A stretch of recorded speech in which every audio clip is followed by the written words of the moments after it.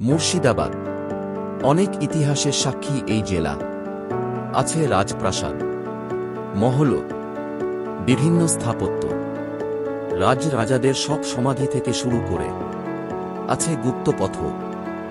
আজ এমনই এক গুপ্ত সুড়ঙ্গের কথা আমরা জানব।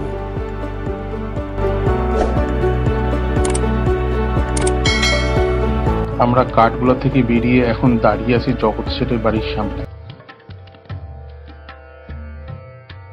এই জগৎ শেঠের বাড়ির একটা বিশেষ সুনাম ছিল সেই সময়কার আমলে। ইংরেজদের আগে যখন আমাদের সিরাজদের আধিপত্য ছিল, সেই সময় এইখান থেকে শোনা যায় যে টাকা ছাপার একটা ব্যাপার স্যাপার ছিল। এখান থেকে টাকশাল যেটাকে আমরা বলি, বিখ্যাত জগৎ শেঠ, যিনি এখান থেকে টাকা ছাপিয়ে উনি কারবার করতেন। প্রাচীন যুগের চেয়ার।